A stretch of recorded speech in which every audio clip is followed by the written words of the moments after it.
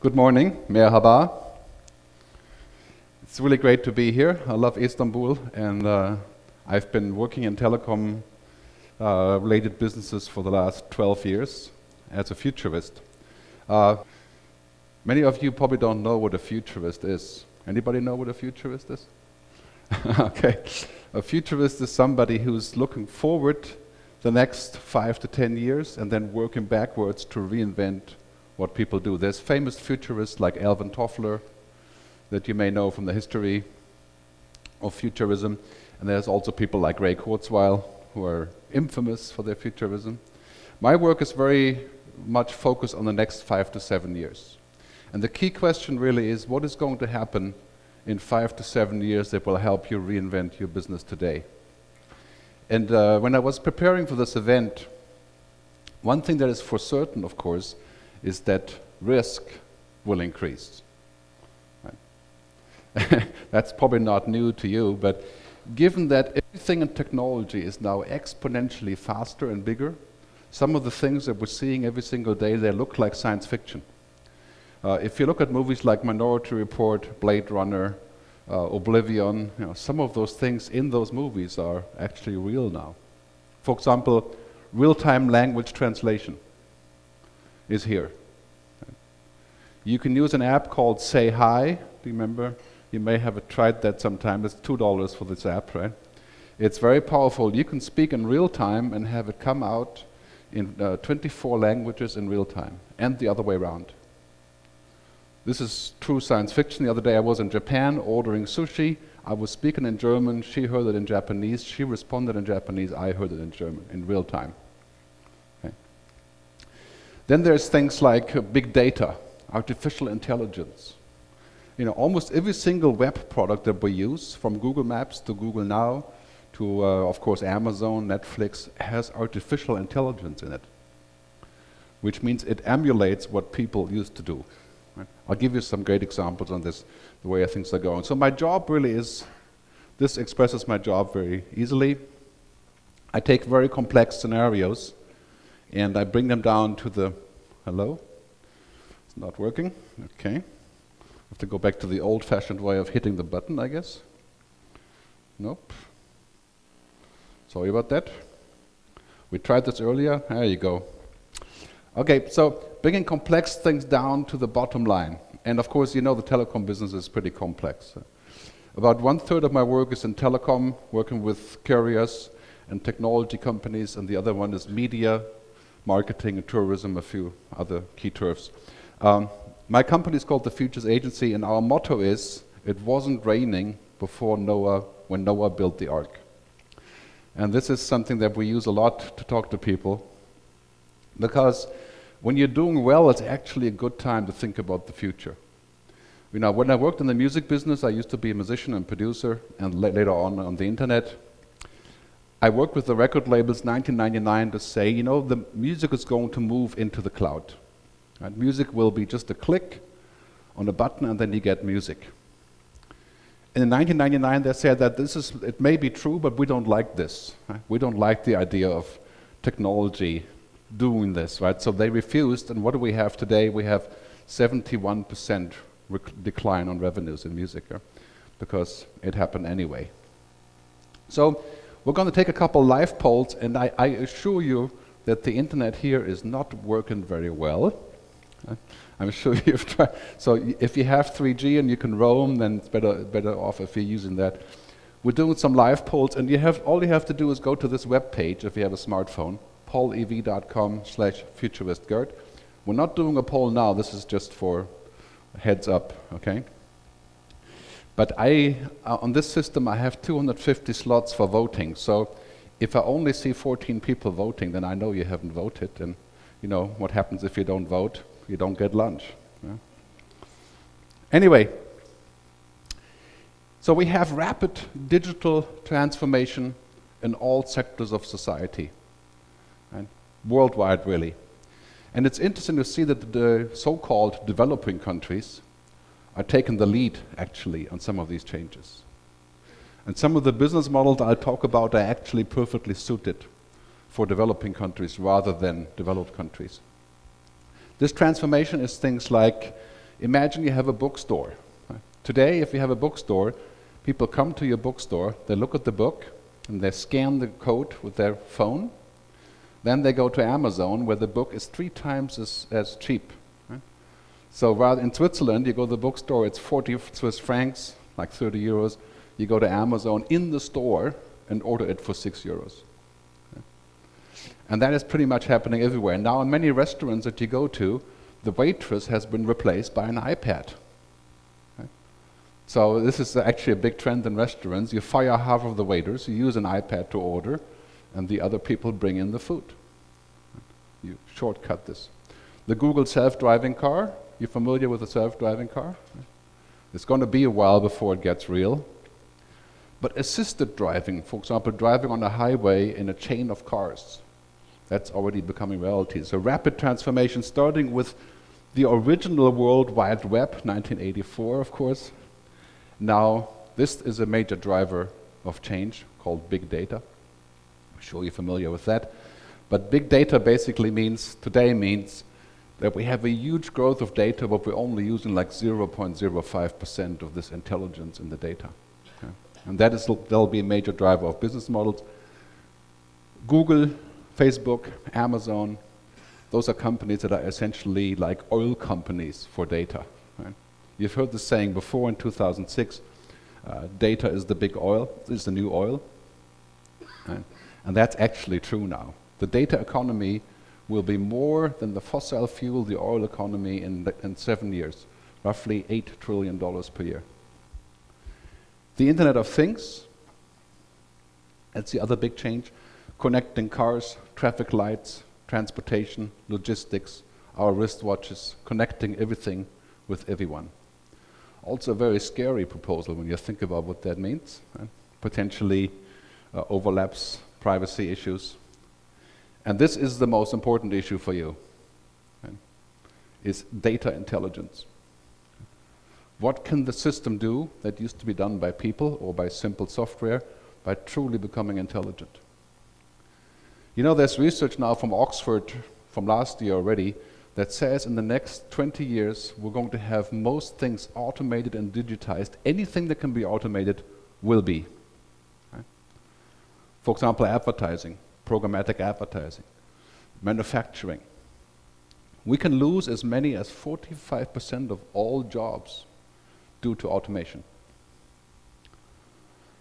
So if you're doing revenue assurance today, or you're figuring out how to use software in the future, this will be done with a digital brain, so to speak.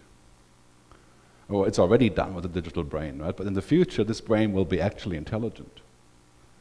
You can get a preview of this if you go to your app on your mobile phone and bring up the app. It's called Google Now. It's pretty much on every mobile phone. If you're a Google user, you log in and Google Now will tell you what's going to happen for the rest of the day. Your weather, your stock, your friends, the places you should eat, and so on. It's basically predicting things. So this is a very big trend for the near future. So what's happening here, most of you are operators, and from a telecom business, of course, is that this is a gigantic opportunity for a leap, from this old place, the water glass of mobile operators, to a new fishbowl. And also that means entirely new revenue models based on social, local, mobile, cloud video, big data. And if you look around, many of the major international telecoms are making that leap at the very moment, trying to figure out how to become part of something that is going on top of the networks. And this is a very tough change because it's basically like a transformation from a car to a robot, like this short clip shows. Right? So it's actually quite a challenge to figure this out. And one of the things is that our entire business logic, our models, our ecosystem, our intelligence is sort of swept away by this wave of new things that are happening. The Internet of Things, for example, some companies like Cisco and others are saying it could be 50 times as large as the Internet of people and computers. And of course, all of these things use the network. For example, if you're in the entertainment business, music, films, news, video, and books are in the cloud now. So what happens when you don't have the cloud? You have nothing, right? You can't do anything. When the Google car drives and it does not have a connection of 1 gig per second to download data, it will stop driving. In fact, the Google car will not let you out of the car if it doesn't have a data connection, because nothing works anymore. So dependency on the network will be absolutely fundamental. And this brings up interesting opportunities. I think what's happening here is that if we look at the old model of mobile operators and telecoms, that's actually a very small pie compared to the future.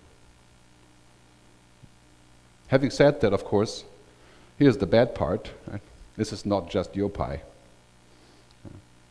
There'll be many other people sitting in that pie, including companies that build artificial intelligence like Google. Google is planning to basically take over advertising with an algorithm. You know, the advertising business is roughly $1 trillion per year. And if technology goes on as it is now, very soon half of that will be automated, right? Especially mobile advertising. So the challenge really is we're living in an exponential world. Okay? And an exponential world means that connectivity and technology is taken off, right? It's basically we're at this point here, roughly around here. Interesting, if you count linear numbers, 1, 2, 3, 4, 5, right? It's almost the same than 1, 2, 4, 8. You know, it's not so far apart. But from 8 to 16 is a big leap. From 4 to 5 is not. So an exponential world means that all the things that we've been looking at, suddenly they happen. Right? Cheap batteries for self-driving cars, bioengineering, right? All of the things that are happening on the scale just absolutely exploded. And the bad part is, of course, that people, or the good part, you could say in many ways, people, culture, regulations, and politics are like a snail compared to exponential technology. There's good things and bad things about this because people can't be exponential. You know, we don't think faster because we Twitter. You know, so our brain is limited there. But we're living in a world this is the rule number 1. You can expect exponential change in the next 5 years. And that also means exponential speed of change. If you look what happened in a very short time, for example, Apple and Amazon, 50% of their revenues come from things that didn't even exist 5 to 6 years ago, the Kindle and the iPhone. And that's going to happen to you as well. So by 2020, it's a good chance, maybe 20, 30, 50% of your revenues come from new things. What will they be? Can you afford to sit back and say, oh, you know, we'll continue as usual? Because it still makes lots of money. Right? People are still buying connectivity, making phone calls. My view is you can't. Because if you don't add the new revenue streams, somebody else will take them over and start eating into your core revenue streams. It's a great book to read on this called Exponential Organizations. This just came out from a Singularity University, and they describe the process of how you can become exponential. So I recommend that you read this, because that is rule number 1. We have to think exponentially, because now we have these convergences. And if you have kids, you know what I'm talking about. For a 15-year-old kid, the internet and getting online is like electricity. It's like water. It's like going to the bathroom. Right? There's no doubt it exists. You know, the other day I went to Zanzibar with my 18-year-old son, and this was the first time in his life that he didn't have internet. Right? So we're on the beach, and he wants to go and listen to music. Of course, doesn't work, right? No internet. So basically, this convergence of on and offline is happening, the convergence of human and machines. I mean, Google Glass, for example, augmented reality, turns us into a cyborg, basically. Right? I don't know if you tried Google Glass, but I'm not wearing Google Glass now, don't worry. But if I was, I could pull up information from Wikipedia while I speak. Right? And the doctor wearing Google Glass can see all the cancer records of every patient in the hospital in real time, right? Turning us into superhumans. That's a scary thought. Because your next step, you know what the next step is, right? No glasses, but a contact lens that does the same thing, and the next step after that is an implant. And this is not science fiction. The Internet of Things has the potential to solve huge global problems like global warming. Because if we connect everything, for example, heating systems, transportation, logistics, we can save up to 40–50% of energy. Procter & Gamble and Unilever have calculated if they connected everything in their containers in the entire process, they can save half the cost of shipping. But they would have to collaborate to make that work, which is probably not going to happen. In entertainment, you know what's happening in entertainment, right? We're going from a broadcast world to a broadband world. I mean, I can give you 500 euros for a person in Germany, a person under 30, that watches regular television. I mean, we watch television like this, you know, or we watch over the top, but kids, they just go to the internet to watch television. This is the same thing. YouTube is television, right? Hulu, Netflix, iPlayer. In this world, as a mobile operator, this is fantastic for you, right? Because the less broadcasting, the more broadbanding, I call this the better. Right? And of course, they are overlapping. Broadcast is not going away. Lots of opportunities here. Okay, let's talk about one painful part. You know, I'm originally from Germany, so I give you some pain occasionally. The question about being digitally contestable. That means, can somebody invent some software or something else that will compete with what you're doing? Yeah. Give you one example, the entertainment business, DVDs. Has any of you purchased a DVD sometime this year? Anybody? Yeah? Really? Okay. Last year I gave a DVD to my 25-year-old son with a movie. He thought I should go see a therapist.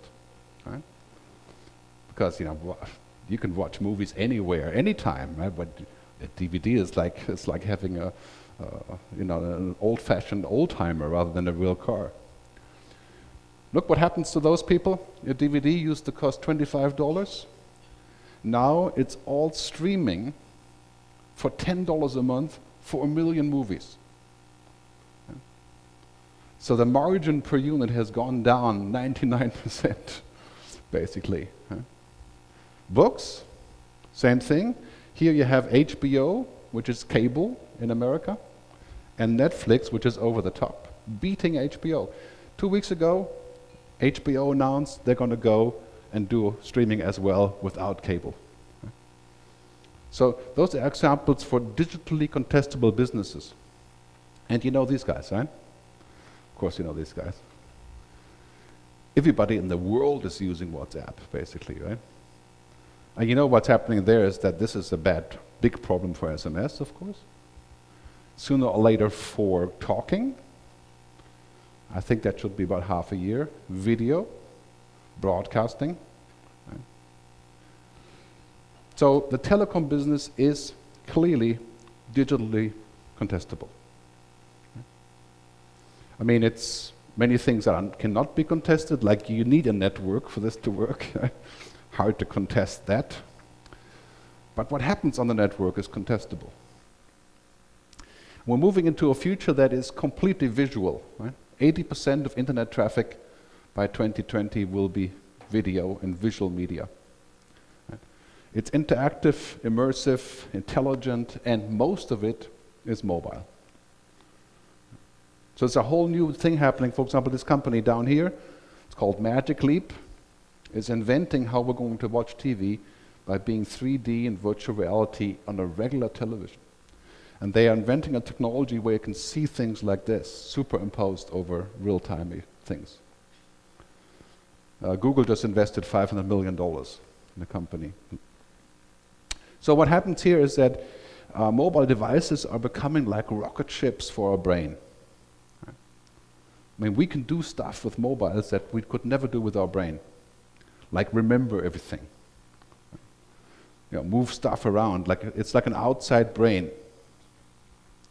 This is a clip called iBeacon, an application where you can go into a store and the store recognizes who you are and gives you the things that you're looking for with a beacon, guides you directly to the table where they are. Very popular in fashion stores, Apple stores, of course.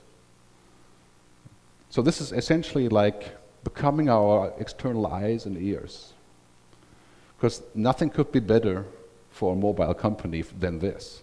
Right? I mean, clearly this is addictive. Google calls this screenification. Everything is becoming a screen. Our movies, our books, our maps, everything is a screen. I mean, if you go the other day, 3 weeks ago I was in Hong Kong, I looked at the front of the car, the guy I was driving with, he had 8 screens on the windshield. Facebook, maps, all the other stuff, Mind-boggling. Screenification, that's happening all over the world. And all of a sudden, the digital native, digital natives are hard to say, between say 15 and 30 roughly, the YouTube generation. And they're actually getting much older now. In 5 years, 50-year-old people will be digital natives, basically. Happening very quickly. Everything is becoming liquid. They expect everything to be liquid. Liquid service, liquid communications, liquid media, liquid money. If you're not liquid, they don't even want to hear about you. Music is YouTube, and books is e-books. Reserving a restaurant is OpenTable or TripAdvisor or whatever. It's completely liquid. The problem for you is that in this process, they expect you to become liquid. Mobile operators. Lower prices, better service. And you know where this leads to the need to create other services that you can give them. Right? Because there's a limit to how liquid you can be, which means quality versus price. Right? So your risk goes up substantially. Wearable computing. I'm not sure I would wear a smartwatch, but it appears to be quite a hot trend to monitor yourself. This is definitely a big trend that we're going to see in the next few years, how interfaces are changing. Okay? Do you know that we're just about to switch to computing with talking? It already works just fine on the mobile phone, but on the Apple, for example, I dictate all of my emails now. Okay, use the Chrome browser from Google, you can dictate right into it. So when I search now, I don't type anymore, I just speak. Okay? And in 2 or 3 years, it becomes a standard. We don't type anymore. We dictate emails, we use Dragon, whatever software, for those kind of things. We touch the screen, right? You know the scene from Minority Report where he goes in to fetch the data like this, right? That's going to be our reality. So technology is going inside. Technology is becoming invisible, basically. If you use Siri on the iPhone and you ask Siri about the weather information isn't saved in the box, right? It's in the cloud. And that is becoming essentially the mode of operation for everything, for predicting stuff, right? Predictive analysis, sentiment reporting, all these things that sound like voodoo, right? They're becoming real now. In fact, Google has said that they can predict the stock market of tomorrow, the next day, using Google information. And they have chosen not to work on this project because it's a difficult question whether you should, right? But they have enough real-time information about stocks to predict what's it going to look like tomorrow. Not hard to do. Well, they're hard to do, but they have it. Right? The great book to read on this called The Second Machine Age. It's talking about how robotics are taken over, and this is all very relevant for mobile, because what's happening is that we're working on this overlap of machine and human, which after all, mobile devices are machines. Now we're getting to the age of thinking machines, right? IBM Watson is a machine that actually has artificial intelligence, and what they're trying to get to is artificial general intelligence, which allows IBM Watson not to play chess, but to answer important questions, or to understand a joke. That would be a strange thing. IBM Watson already won Jeopardy, which is a complicated game, right? It's not just Wikipedia. So, and that's going to be in all mobile devices. I'm going to have access to this intelligence through the cloud. This is a cover of Economist magazine a few months ago. And this is very relevant for your business because guess what? These machines are going to do a lot of the jobs that you currently are doing or working on with some of your software.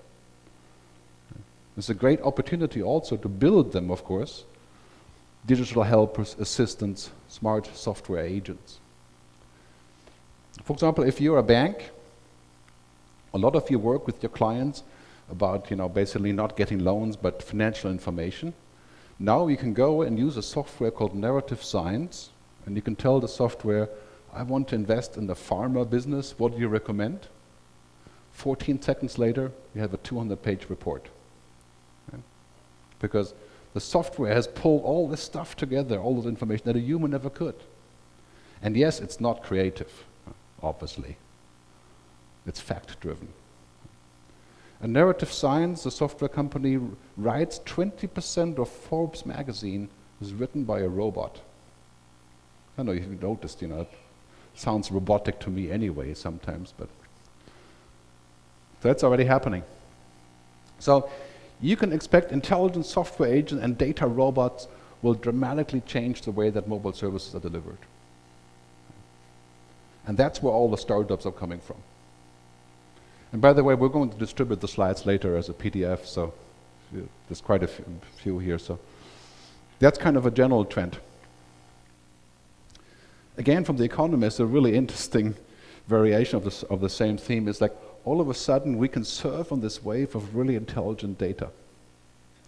Did you know that most companies, they save data, of course telcos and operators save lots of data, but none of that is actually used in a meaningful way. 0.05% in the average. Companies like Google, that's all they do. Derive intelligence, the numbers are staggering. This guy says the combination of big data and smart machines will take over some occupations wholesale, and others will allow firms to do more with fewer workers. That is the future of software. So rapid automation of business processes is certain. And I call this sometimes, hyper-efficiency. There's great potential here, and then there's, of course, challenges because it can be done by other players. If you're looking, for example, what's happening in the newspaper business, this is a slide about the future of newspapers. Basically, what's happening here is that a lot of people have different reasons to buy different things as far as publishing and magazines is concerned. For example, here on the left, you have The Economist, which I subscribe to, and The Economist allows you to listen to the magazine. Right? So, and this is real people voice, not computer voice. So the only reason I subscribe to The Economist is because I can listen to it in the car. And that is the added value. So as a telecom company, you have to start thinking about how much added values can you supply to your customers. Some of it for free, some of it not for free. And that is sort of the mission of what we're trying to figure out for the future. Because now you have this scenario in the next 5 to 7 years. All of the things that have been discussed for the last 5 years are suddenly here, right? Analytics, Internet of Things, robotics, 3D printing, smart homes, genomics, connected healthcare. You have to be a professor to understand all of this stuff, right? It's mind-boggling. You could spend all of your time just looking at these trends. You wouldn't get any work done. So this has huge impact on all of this and, of course, on OSS as well. The future really is this, right? You used to be here, communications and ICT, right? And all the other guys were somewhere else. The other industries, now they're all converging. Learning, education, entertainment, content, transactions, commerce, money, health, right? All converging together. I know this puts the fear of God into many operators. Because, when you did this by yourself, it was a pretty straightforward business model. The future is not going to be as straightforward. Because in a converged future, you're not in charge. These are ecosystems. So basically what that means is amazing opportunities, And the challenges, on the one side, I call this telco 1.0, right? The business that's just kind of ending. And over here on the other side, telecom, media, things, money, work, and health, right? It's going like this. And I can promise you 99% of all mobile companies in the world, you stay on the left stream, you're dead. Okay? It's my view. Because all the action will move over here and the new revenue streams are over here. There's still plenty of revenue streams over here. Clearly. And you can make that choice. Maybe you don't have a chance. You know. You don't have a choice in some highly regulated countries. It would be difficult to not do that. Right? But most of the action is moving over here. So let's do a poll. You can take out your device. This is the time to show that you are a geek. Okay? Take them out, it's okay. Take out your weapons. As I said, this is not optional. If you don't do this, then basically you don't get lunch.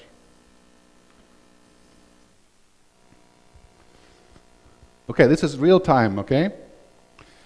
The question is really simple. Do you believe that mobile operators really need to move into adjacent business areas, such as content, money, health, or risk decline in relevance? Simple question. All you have to do is go to the website, polev.com/futuristgerd. Okay, if you don't want to go to a website, you can send them SMS. If you have a dumb phone, you know, any of you have a dumb phone? Like, you know, like an old-fashioned, who are they again? Nokia, right. You can text a code to this phone number using one of these short codes, okay?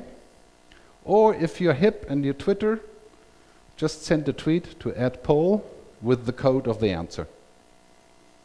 But by far the easiest is to use the website, polev.com/futuristgerd. It's active, right? You can see it? Hello? Yes? I realize this is very early, but yeah. Huh? Don't log in. Just go to polev.com/futuristgerd. There's a login option, just ignore it. See, it seems to work. We do have responses here. Now, if you don't respond, your wishes will be ignored, clearly. Okay, there we go. That's good. You're finally getting it, right? You can be ready for the future. Okay. Everybody know how this works, yeah? Okay. Again, the simplest way, if you don't want to go on the web, send an SMS to this number. Okay? And use one of the short codes here. A little bit hard to see the short code now, for some reason.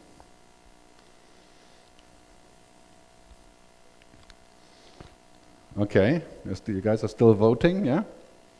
That's good. This is anonymous, of course. Yeah, no, I'm going to save your phone number and send it to your boss, what you voted on. I'm just kidding. Anyway, so we'll keep it here. We have an interesting response. That's good. I think you guys are with me for the most part. You think absolutely that you need to move on to adjacent business areas, and there's quite a few people saying, yes, well, I figured you would say this. Yeah. But it's interesting, but it seems uncertain. Well, that is definitely the case. But an interesting mix. You know, we seem to have quite a few optimists here, which is good. Let me go back to the presentation. You can keep voting. It's going to keep running until I switch the next one on.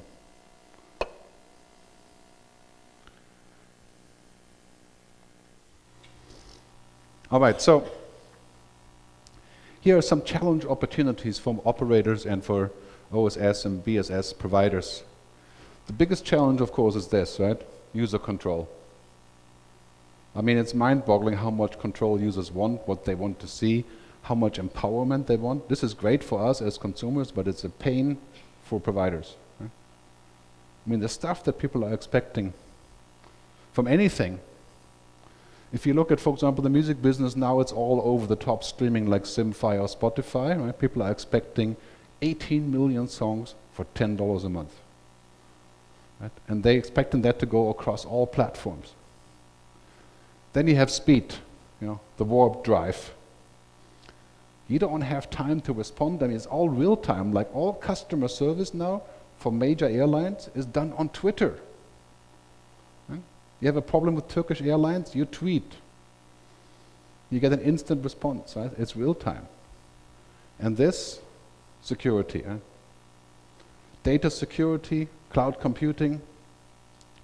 When our entire life moves into the cloud, if we don't have security, we don't have management of data, we don't have standards, we're screwed, right? Because that is the worst case scenario. Your health records, your banking, your information, your shopping, your car travel, everything in the cloud, but it's not secure.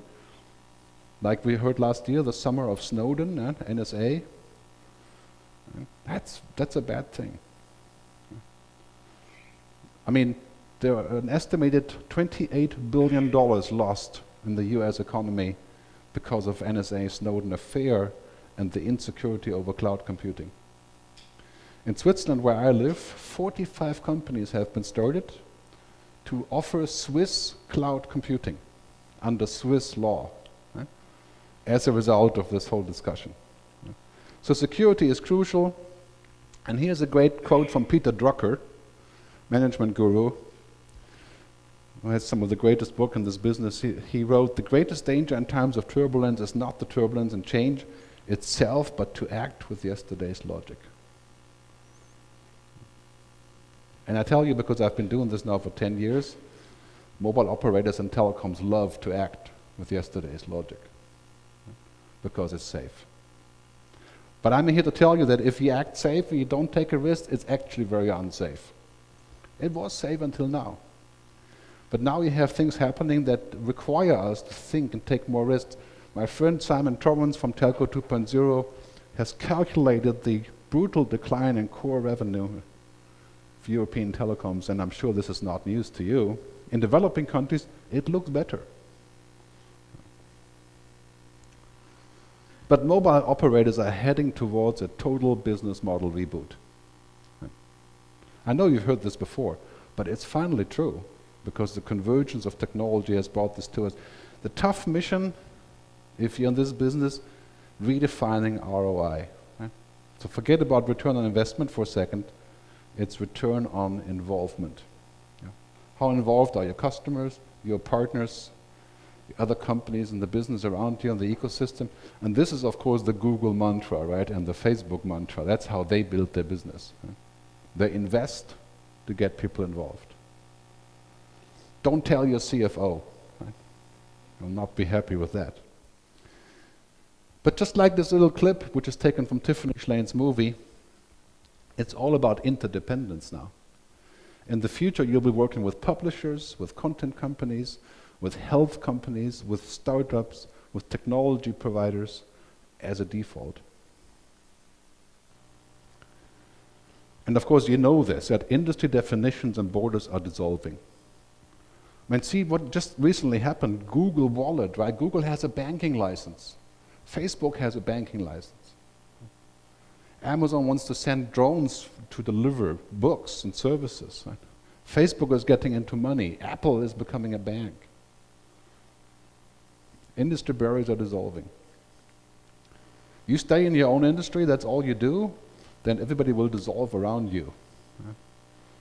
And it's going to leave you behind. So, great book by my friend Rita McGrath at Columbia. It's called The End of Competitive Advantage. You have to read this book, because that's where you are. Right? You're at the end of this big competitive advantage. And that's good news, it's not bad news. Right? This is a great book because she says basically we don't have to think about industry any longer. We think about the arena. What is around us? What is the arena of Google? Well, operating system, health, money, software, right? Artificial intelligence, search, advertising, cars, house, thermostats, right? And it's like everything. Very soon we'll live in the Google OS.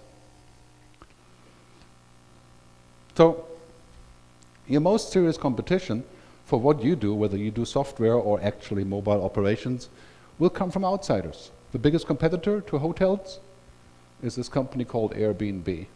where you can rent places from each other. Try it out. I've tried it out 5 times. You know, 2 of them were a total disaster, and 2 of them were good, and the other one I don't mention. Twitter is competing with CNN. Right? Twitter is now Twitter News Network, TNN. Right? And if CNN wasn't using Twitter, it would be irrelevant, basically. I mean, people keep telling me the best thing about CNN is Twitter that they use on the show. Right? So this is what's happening everywhere in education and transportation. And you can expect increasing disruption coming through the back door, not through the front door. Airbnb didn't go to the hotels and said, can we make you superfluous? Right? Can we kill your business? They came to the back door by going through 60% unused property in each city, which people are just not using. Right? Mind-boggling. It's all about fancy places and different kinds of places and trust. Right? Trusting strangers. So no surprise to you, startups are looking at the telecom sector. And when I say startups, I don't mean 3 or 4. I'm talking about thousands. Thousands. Of course, you know that yourself, because now the cost of doing a startup is going towards 0. When I did my internet startups, it cost us $2 million to build a website. Right? Now I can use a bunch of WordPress plugins to do the same thing. Great saying from this guy, David Rose, who says, any company designed for success in the 20th century is doomed to fail in the 21st. I don't agree on that dramatic position, right? But it rattles the brain when you think about who you have to be in the 21st century. Here are some of the startups, right? You go to this website called angel.co, where you can see how many companies got funded, right? The number yesterday was 6,177 companies in the area of mobile software and all of the turfs that we're in here. 6,177 funded. So it's crucial to look at this. You know, sometimes the assets of the past become the death wish of tomorrow. Of course, a mobile network is not a dead asset, right? But it leads you into a certain direction of thinking. Right? And that's still going to be ultimately very important. But look at this, what's happening, for example, in book publishing. The French company Hachette, with a nice office building, and now this is no longer needed because books are becoming e-books. Right? You don't print anymore. And their business model is radically changing.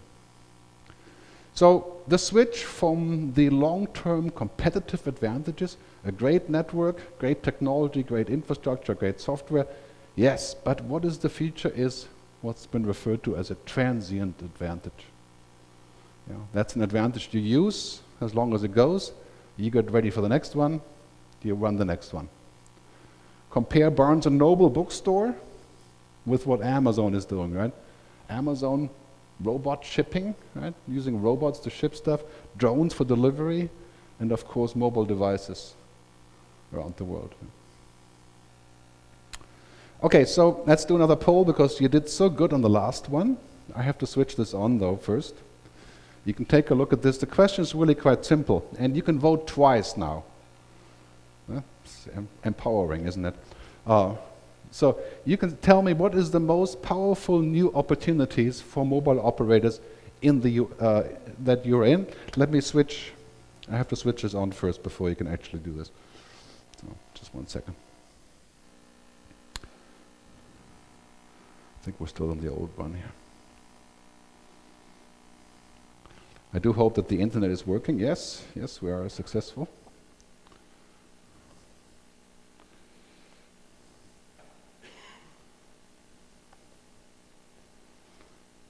Okay.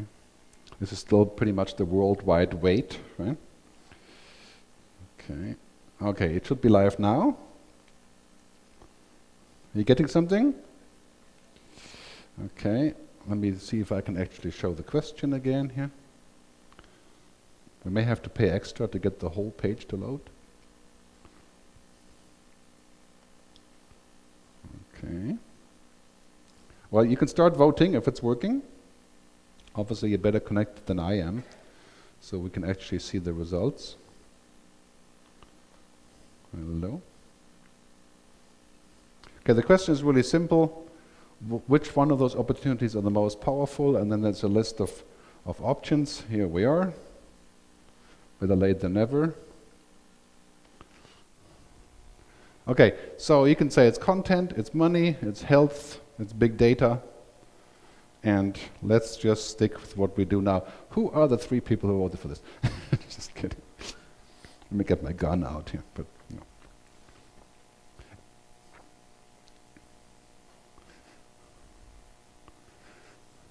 Okay, very interesting. So we got a pretty good spread here.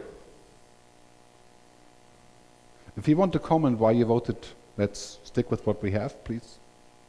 Feel free. Okay, good. You voted on this. Okay. Okay.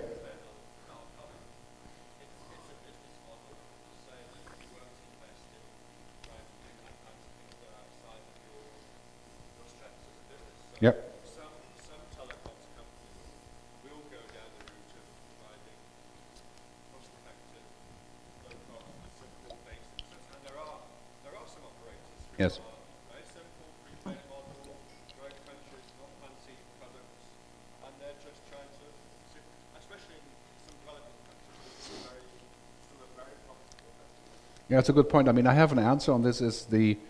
There's lots of companies in print and media who are saying that if you put a paywall, you can make money charging people visiting the website, right? Did you know that the only paywall that is actually working is the Wall Street Journal, right? And the Financial Times also. That's it. Right? New York Times, disaster. Right? So you can say, I mean, the argument would be the same. You can do it, but very rarely it would work out. That's my point of view. It's just like the paywall. You can do a paywall, but to say that the paywall is a solution to a publisher would probably bark up the wrong tree. I mean, we have an interesting scenario here, so very good to see this. Content, money, big data. Right? And I have to say, I agree with you. I think e-health and medical is also very interesting, but it's very early for this. Right? I mean, business intelligence, business services, big data, right? Clearly. And I forgot to actually put in the Internet of Things, which I would bundle in general in that direction, and content and media. Very good. We should discuss what exactly this means, but I don't know how much time I have left. Do I have time left? Is anybody watching the time? No? No? Okay, then we'll go back to here. All right, so the military has a term that fits our situation, right? It's referred to as VUCA. Volatility, uncertainty, complexity, and ambiguity. And that is the reality of providing communication services these days, right? As I'm sure you can agree, right? And this is true. So what is the response to this? And I think what we need to do is we need to think about how we can actually, what I call, flip the VUCA, create a different kind of VUCA. And there will be velocity, which is speed, right? To be fast. Unorthodoxy. Okay. Cook up near this. Reliance Entertainment 2 years ago in India, they actually said, you can use us to do Facebook and to do WhatsApp, you need us, right? They came in from the other end. They offered a special deal to actually go and use WhatsApp and Facebook rather than charge extra for this. Collaboration, and good American word, awesomeness. Right, that's America. It's hard to translate what that is. Right? But awesomeness, for example, is something like Amazon launches a movie service called Amazon Unlimited, right? And what they do when they launch it, they don't come out and say, now you can rent movies on Amazon. You know what they say? They say all of the premium customers, 75 million, get 50,000 movies for free. Right? That's awesome. Because you know what? They have already licensed the movies. Doesn't cost them any extra. But they're not trying to sell me something, they're giving me a present. Dropbox, you guys use Dropbox, yeah? Gives you a present for each person that you connect to Dropbox. And the other day, because I talk a lot about Dropbox, right? They said, Gerd, we like you, here's 10 times as much storage for free. Right? It's a present. That's awesome. Right? It's easier to do for them than for many others, clearly. But And the Internet of Things is one of those awesome things. And I think what's happening here that we can say the Internet of Things could be heaven or it could be hell, depending how you look at it. Right? And this is the challenge, for example, with big data is the same thing. It can be fantastic to be this intelligent, but to know everything and to be able to use that everywhere can be rather scary. Right? Can have huge privacy issues. And so it's a bit of a hell-vent scenario. Imagine a world where all the cars are connected. The benefit of that is clear, but would you want the police to know everywhere you drove for the last 7 years? Right? That could be hell. Right? It could be heaven for other reasons, but hell for others. All of the home connect. I mean, this is where we're going, right? Regardless of what we want, this is going to happen. Right? Because technology makes it possible. You know, one of those sensors now costing something like 0.4 cent. They used to be $500. So, I mean, clearly this is the future we're going into. We're going into this opportunity of convergence of cyberspace, you know, online, and meat space, which is, you know, us, called meat space, right? For example, this thing called Uber, you guys know Uber, right? A taxi company. I use all the time. You can call a taxi through an app. It's a private driver, essentially. You can buy, in many cities, you can buy their services. This only works because of mobile technology. And now there's the first mobile companies who are using this, for example, Verizon, right? Verizon just launched a car-sharing service. And I think it's called Autocar, or what is it called again? AutoShare, yeah. A little bit confusing name. You know what Verizon did? They're not a car company. They said, you can rent out your own car by using the Verizon app. You put a sticker on your car with a QR code. Somebody walks up and wants to rent your car. If they're signed up, they can unlock the car with the app and pay you and drive away with your car. A car-sharing thing that was rolled out in a couple of weeks. I mean, pretty amazing scenario for a mobile operator to get into the car-sharing business. Did it take a lot of technology? Not really. Okay. And then we have this whole trend on what's happening with artificial intelligence I mentioned before. You have to watch this trend, because that is the future of software. It's a scary thought that all of the internet companies are investing. Every single company in artificial intelligence has been purchased by Facebook, Google, IBM, Microsoft, or others to take care of the heavy lifting that used to require thousands of people. For example, in the future, a call center, customer service, machines. Can a machine respond when I'm saying, you know, I'm pissed off about my flight delay? Machines can do that pretty well now, actually.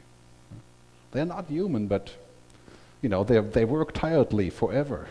You don't have to pay them. So this is clearly going to happen in this regard, and now data is essentially becoming the main driver of this. Right? I mean, it's mind-boggling to see this app called Google Now. If you look at this, you're seeing the future of customer service. Big data has been described many times, but you know, this is why I'm happy you voted like you did.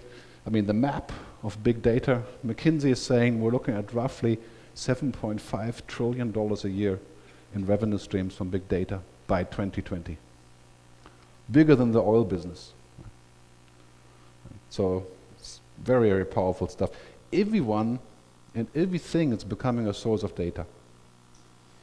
Now there is a scary thought, but it's also a powerful thought. Could be heaven, could be hell. This cartoon says, 1993, on the internet, nobody knows you're a dog, 1993. And 2013, on the internet, everybody knows you're a dog. Right? There's the difference.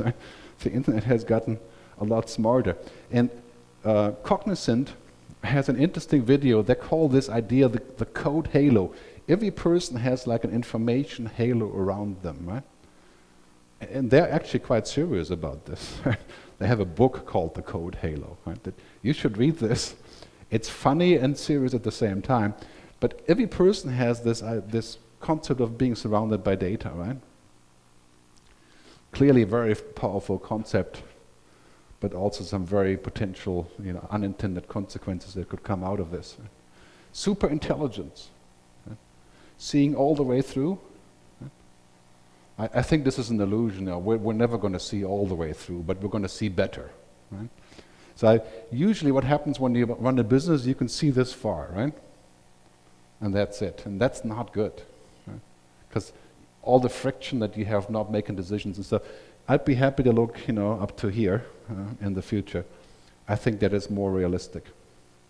And as I said before, part of this problem that you have to avoid at all costs is to abuse people's data. Right? Yes, we scan.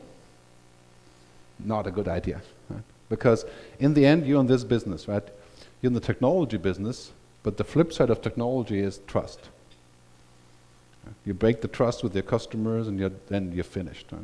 So this is a very important thing to remember. You have to avoid this kind of big data disaster. For example, data going out where it's not supposed to go, or the wrong API connecting to the wrong people, and things like that, right? You want to avoid this at all costs. You want to avoid big data should not be Big Brother, right? Nobody wants that. Not a good business model to make big data Big Brother, right? People will not comply with this, right? So cybercrime, of course, there's people saying that 50% of all military spending in the next 5 years will be cybercrime and cloud computing. 50% military spending. Right? No more soldiers, all in the cloud. Right? Soldiers in the cloud, so to speak.